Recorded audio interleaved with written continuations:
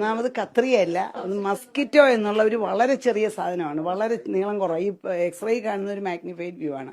കത്രിയല്ല, mosquito ആണ്. Mosquito എന്ന് പറയുന്നത് നമ്മൾ ബ്ലഡ് വെസലിൽ നിന്ന് ബ്ലഡ് വരുമ്പോൾ പിടിക്കാൻ ഉപയോഗിക്കുന്ന ചെറിയ ഉപകരണമാണ്. അപ്പം അത് പോകാൻ പാടില്ല. പക്ഷേ ഇത് ശരിക്കും ഇൻസ്ട്രുമെന്റ്സിന്റെ എണ്ണം ആദ്യമേ ഒരു ബോർഡിൽ എഴുതണം, ഒരു സ്ക്രബ് നഴ്സ്. പിന്നെ കഴിയുമ്പോഴും ഇൻസ്ട്രുമെന്റ് എണ്ണം ചെക്ക് ചെയ്യണം. പക്ഷേ ഗവൺമെന്റ് ഹോസ്പിറ്റലുകളിൽ എൻ്റെ അറിവിൽ എടുത്തോളം ഫ്ലോർ നഴ്സ് എന്നൊരു സ്റ്റാഫ് ഉണ്ടാവാറില്ല. അപ്പം ചെയ്യുന്ന ഡോക്ടറും ചെയ്യുന്ന സിസ്റ്ററും കൂടെ ഇത് ആദ്യമേ ഒന്ന് എണ്ണും, എണ്ണിയിട്ട് ലാസ്റ്റ് വീണ്ടും ഒന്നും കൂടെ എണ്ണും. അപ്പം ആ എണ്ണത്തിൽ മനസ്സിലെ ഓർമ്മയിൽ എന്തെങ്കിലും പിശക് വന്നു പോയാൽ ഇങ്ങനെ വരാം. പിന്നെ വേറൊന്ന്, ഈ രോഗിക്ക് ഇതിനു മുമ്പ് ഒരു ഓപ്പറേഷൻ ചെയ്തിട്ടുണ്ട്, അന്ന് വന്നതാണോ എന്ന് എങ്ങനെ അറിയാം? ഈ ഓപ്പറേഷനിലാണ് വന്നതെന്ന് എന്താ ഓർമ്മ?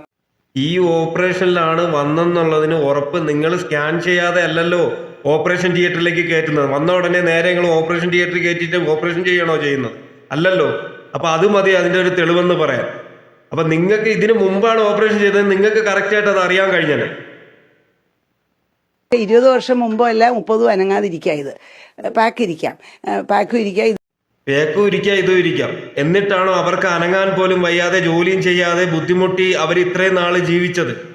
അതിനെന്താണ് നിങ്ങൾക്ക് പറയാനുള്ള മറുപടി? അപ്പൊ പിന്നെ ഇതൊക്കെ സംഭവിച്ചത് എങ്ങനെ? ഇതിന്റെ ഇൻഫെക്ഷൻ കൊണ്ടാണോ ഇനി യൂറിയനിലും ഇതിലൊക്കെ ഇൻഫെക്ഷൻ ആയതാണെന്ന് പറയാൻ പറ്റുമോ? തെറ്റ് പറ്റിയാൽ അത് അംഗീകരിക്കണം. ഇരിക്കാം. പിന്നെ വേറൊന്നുള്ളത് എന്താന്ന് വെച്ചാൽ ഇപ്പൊ അവര് പോയത് ഇതിനൊന്നുമല്ല, അവർക്ക് മൂത്രത്തിൽ കല്ലിന്റെ അസുഖത്തിന്, അതിന്റെ വേദനയായിരുന്നു. ഈ സർജറി ചെയ്തത് അല്ല, ഞാനല്ല ചെയ്തത്. അല്ല എന്ന് 100% എനിക്കറിയാം. ഞാനല്ല, അന്ന് ഞാൻ റിട്ടയർ ചെയ്യുന്നതിന് തൊട്ട് മുന്നെയാണ്. അതുകൊണ്ട് വലിയ കേസുകളൊന്നും ഞാനന്ന് ചെയ്തിട്ടില്ല. 5 അല്ല 50 വർഷം ജീവിച്ചാലും ഒന്നും സംഭവിക്കത്തില്ല. എടോ, ഇത് വയറ്റിലുള്ളതുകൊണ്ട് ഒന്നും അറിയത്തില്ല. വെക്കാന്നല്ലേ, തെറ്റാണ്. പക്ഷേ വയറ്റിൽ ഇത് നിങ്ങൾക്ക് നാണമില്ലേ ഇതുപോലെ പറയാൻ? 20 വർഷം അല്ല 40 വർഷം അല്ല 50 വർഷം വരെയൊക്കെ ജീവിക്കാൻ ഒരു കുഴപ്പമില്ലെന്ന്. എന്നിട്ടാണ് ആ ഓപ്പറേഷൻ കഴിഞ്ഞിട്ട് അവർ ജോലിക്ക് ഇറങ്ങിയപ്പോഴത്തോട്ട് ബുദ്ധിമുട്ട് തുടങ്ങിയത്.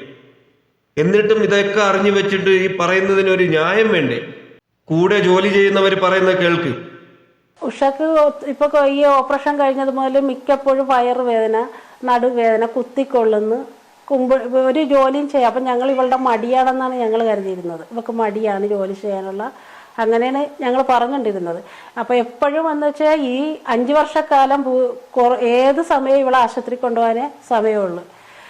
ഡോക്ടർമാരുടെ വീട്ടിൽ കൊണ്ടുപോകും. ഇവിടെ ഞങ്ങളുടെ അടുത്തൊരു നിർമ്മല ഹോസ്പിറ്റലുണ്ട്, മിക്കപ്പോഴും അവിടെ കൊണ്ടുപോയി ഇഞ്ചക്ഷൻ എടുക്കും, മരുന്ന് മേടിക്കും, ഇങ്ങനെ പോരിയ വേദനക്കുള്ള. ഇന്നുകൊണ്ട് ഒന്നും അറിയാം. ഇത് പണ്ട് 20 കൊല്ലം മുമ്പ് വെച്ചതും ആകാം, ഇപ്പൊ വെച്ചതാന്നുള്ളതിന് ഒരു തെളിവുമില്ല. ഇനിയിപ്പോൾ വല്ല കെമിക്കൽ ടെസ്റ്റ് കൊണ്ട് ഇൻസ്ട്രുമെന്റ് പഴക്കം കണ്ടുപിടിക്കുകയോ അങ്ങനെ വല്ലതും ചെയ്യേണ്ടി വരും. അങ്ങനെ ഒന്നും ചെയ്യേണ്ട കാര്യമില്ല. ഈ ഓപ്പറേഷൻ ചെയ്യുന്നതിന് മുമ്പ് സ്കാൻ ചെയ്തിട്ടുണ്ടാവും, എക്സ്റേ എടുത്തിട്ടുണ്ടാവും. ഇതിന്റെയൊക്കെ വിവരം വെച്ചിട്ടാണല്ലോ നിങ്ങൾ പിന്നെ ഓപ്പറേഷൻ തിയേറ്ററിലേക്ക് കൊണ്ടുപോകുന്നതും ഓപ്പറേഷന് ഡേറ്റ് കൊടുക്കുന്നതും. ആ സമയത്ത് ഇല്ലാത്തൊരു സാധനം പിന്നെ വന്നിട്ടുണ്ടെങ്കിൽ നിങ്ങളുടെ കയ്യിൽ നിന്ന് വന്ന വീഴ്ച തന്നെയാണ്, അത് അംഗീകരിച്ചേ പറ്റൂ.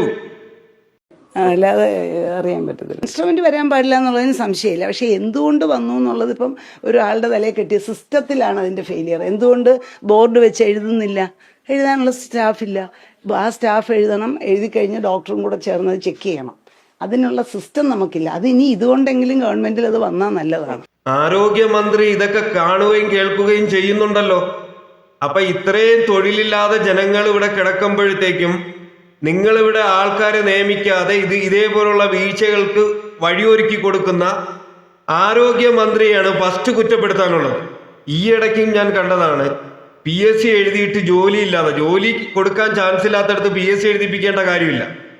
എന്നിട്ടും ഇതുപോലുള്ള വൃത്തികെട്ട രീതിയിലാണ് മുന്നോട്ട് പോകുന്നത്. അപ്പൊ ഇപ്പൊ എന്ന് വെച്ചാൽ ഈ കുറച്ച് നാളായിട്ട് മൂത്രം പോകുന്നതിന് വരെ ബ്ലഡാ പോകുന്നത്. അപ്പോൾ ബ്ലഡ് പോകാൻ തുടങ്ങി, മൂത്രത്തിൽ പഴുപ്പാണ്. ഇങ്ങനെയൊക്കെ മൂത്രം ടെസ്റ്റ് ചെയ്യും, പിന്നെ അങ്ങനെ മരുന്ന് മേടിക്കും. അപ്പോൾ പിന്നെ ഈ നാസർ ഡോക്ടറിന് ഒരു 6 മാസത്തോളമായി നാസർ ഡോക്ടറിനെ കാണിക്കാൻ തുടങ്ങിയപ്പോൾ ഡോക്ടർ പറഞ്ഞ് സ്കാൻ ചെയ്തുകൊണ്ട് വരാൻ പറഞ്ഞു. അങ്ങനെ സ്കാൻ ചെയ്തപ്പോൾ ഡോക്ടർ പറഞ്ഞു മൂത്രത്തിൽ കല്ല് കാണുന്നുണ്ടെന്ന് പറഞ്ഞു. അത് കഴിഞ്ഞ് ബ്ലഡ് ഇതൊക്കെ എല്ലാം ചെയ്തിട്ട് മൂത്രം ടെസ്റ്റ് ചെയ്തിട്ട് പഴുപ്പുണ്ട്, മൂത്രത്തിൽ കല്ലുകൊണ്ട്. അപ്പോഴേ അങ്ങനെ അത് കഴിഞ്ഞ് മെനിഞ്ഞാന്ന് ഡോക്ടർ പറഞ്ഞ് നമുക്കൊരു കാര്യം ചെയ്യാം, നമുക്കൊരു എക്സ്റേ കൂടെ എടുത്ത് നോക്കാമെന്ന് പറഞ്ഞു. എക്സ്റേ എടുത്തപ്പോൾ അവിടെ ചങ്കേശ്വരമുള്ളവർ പറഞ്ഞു, ചേച്ചി പെട്ടെന്നൊരു ഡോക്ടറെ കാണാൻ, ചേച്ചിയുടെ വയറ്റിൽ കത്രികയാണെന്ന് പറഞ്ഞു. അങ്ങനെ അവിടെ ഒന്ന് നാസർ ഡോക്ടറിനെ കാണിച്ചപ്പോൾ ഡോക്ടർ പറഞ്ഞ് ഞാൻ എന്താണെന്ന് വെച്ചാൽ നോക്കാം. ഡോക്ടർ കാര്യങ്ങളൊക്കെ പറഞ്ഞിട്ട് പറഞ്ഞ് മോൻ്റെ നമ്പർ മേടിച്ചിട്ട് പറഞ്ഞ് പിന്നെ ഈ നമ്പറിൽ വിളിക്കാമെന്ന് പറഞ്ഞു. അപ്പോൾ ആ നമ്പറിൽ വിളിച്ചത് വണ്ടാനം മെഡിക്കൽ കോളേജിലെ ഡോക്ടറെ വിളിച്ചത്. നിങ്ങൾ നാളെ 8 മണിക്ക് വണ്ടാനം മെഡിക്കൽ കോളേജിൽ വരാൻ പറഞ്ഞു. അപ്പോൾ അതനുസരിച്ച് വണ്ടാനം മെഡിക്കൽ കോളേജിൽ ചെന്ന് അപ്പോഴത്തേനും ഒരു 2 ഡോക്ടർമാർ വന്ന് ഇവിടെ ഒരു റൂമിലോട്ട് കയറ്റിയിട്ട് പറഞ്ഞ് പിന്നെ എന്ത് വേണമെങ്കിലും നിങ്ങൾക്ക് ഞങ്ങൾ ചെയ്തു തരാം. ഈ ഓപ്പറേഷൻ ഒരു പൈസ പോലും മേടിക്കാണ്ട് ഫ്രീ ആയിട്ട് ഇവിടെ ഓപ്പറേഷൻ ചെയ്തു തരാം. ഈ കാര്യം പുറത്തോട്ടൊന്നും പറയേണ്ട, നമുക്ക് വേണ്ട വിധത്തിൽ കൈകാര്യം ചെയ്യാമെന്നാണ് ആ ഡോക്ടർമാർ പറഞ്ഞത്. അവർ തന്നെ കൂട്ടിക്കൊണ്ടുപോയി എക്സ്റേ എടുത്ത് ECG എടുത്ത് ബ്ലഡൊക്കെ ടെസ്റ്റ് ചെയ്ത് മൂത്രം ടെസ്റ്റ് ചെയ്ത് എല്ലാ ടെസ്റ്റുകളും അവർ തന്നെ കൊണ്ടു നടന്ന് കാര്യങ്ങളെല്ലാം ചെയ്തിട്ട് പിന്നെ അവരൊരു ഡേറ്റ് ഇട്ടത് തിങ്കളാഴ്ച വന്ന് അഡ്മിറ്റ് ആകാനാണ് പറഞ്ഞത്. തിങ്കളാഴ്ച അഡ്മിറ്റ് ആയിട്ട് ചൊവ്വാഴ്ച നമുക്ക് ഓപ്പറേഷൻ ചെയ്യാമെന്നാണ് അവർ പറഞ്ഞു വിട്ടത്. അത് അവർ പറഞ്ഞ പ്രകാരം തന്നെ ഈ അമ്മയും മോനും അത് മൂടി വെക്കുകയാണ് ചെയ്തത്. അവിടുത്തെ ഡോക്ടറിൻ്റെ ആവശ്യപ്രകാരം അവരത് ആരോട് പറഞ്ഞതുമില്ല. പക്ഷെ ഞങ്ങൾ ഇന്നലെ ഒന്ന് കാണാൻ ചെന്നപ്പോഴാണ് ഇവളീ ഇതെടുത്ത് കാണിച്ചത്. എൻ്റെ വയറ്റിൽ കത്രിയാണെന്ന് പറഞ്ഞ് കരഞ്ഞുണ്ടായത് കാണിച്ചത്. അപ്പോഴീ മകൻ അവിടെ ഇല്ല. അങ്ങനെയാണ് ഞങ്ങളാണ് ഇത് അറിയിക്കേണ്ടവരെയൊക്കെ അറിയിച്ചത്. കാര്യം നാളെ ഇത് വേറൊരാൾക്ക് സംഭവിക്കാൻ പാടില്ല. ഞങ്ങളെല്ലാം പാവപ്പെട്ടവരാണ്. ഞങ്ങൾ നാളെ ചെല്ലുന്നത് വണ്ടാനം മെഡിക്കൽ കോളേജിലോട്ടാണ്. അപ്പോൾ ഇത് വേറൊരാൾക്ക് ഇതിന് സംഭവിക്കരുത്, അതാണ് ഞങ്ങളുടെ ആവശ്യം. ഇപ്പം ഈ കൊച്ചാണെന്ന് പറയുന്നത് എന്തുമാത്രം വേദന അനുഭവിച്ച് ഒരു തൊഴിലുറപ്പുമായിട്ട് ചെന്നാലും അവളെ എല്ലാവരും കളിയാക്കി വിടുകയാണ്, പണി ചെയ്യാൻ മടിയാണെന്ന്. പക്ഷെ അവൾക്ക് കുമ്പിടുമ്പോൾ കുത്തിക്കൊള്ളുന്നു, അവൾക്ക് ഒത്തിരി അസ്വസ്ഥതയാണ്.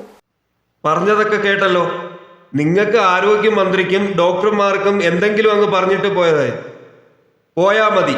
ഇതിന്റെ വേദനയും ബുദ്ധിമുട്ടും അനുഭവിക്കേണ്ടത് പാവപ്പെട്ട ജനങ്ങളാണ്. നമ്പർ 1 കേരളം എന്ന് പറഞ്ഞ ആരോഗ്യത്തിന്റെ സെക്ഷനിലാണ് ഈ പ്രശ്നങ്ങൾ മൊത്തം ഉണ്ടായിരിക്കുന്നത്. ഇതാണോ നമ്പർ 1 കേരളം? കൂടെ ജോലി ചെയ്യുന്നത് വരെ കളിയാക്കി പണിയെടുക്കാൻ മടിയെന്ന് പറഞ്ഞ് മാറ്റിയിരുത്തുന്ന ഒരവസ്ഥ വരെ എത്തിയിട്ടുണ്ട്. ഇതിനെയാണ് നിങ്ങൾ പറഞ്ഞത് 40 വർഷം 50 വർഷം ഒരു കുഴപ്പവുമില്ലാതെ ജീവിക്കാന്ന് പറഞ്ഞത്. ഡോക്ടർ പറയുന്നത് എത്രത്തോളം വിഷമമുള്ള കാര്യങ്ങളാണ്. 40 വർഷം 50 വർഷം വരെ ജീവിക്കാമെന്നും ഒരു കുഴപ്പമില്ലെന്ന് ബുദ്ധിമുട്ടുന്ന പാവപ്പെട്ട ജനങ്ങളല്ലേ. ഇനിയെങ്കിലും ഇതുപോലെ ഉണ്ടാകാതിരിക്കാൻ വേണ്ടി ഡോക്ടർമാരും ആരോഗ്യമന്ത്രിയും സഹപ്രവർത്തകരും ശ്രമിക്കണമെന്നാണ് എനിക്ക് പറയാനുള്ളത്.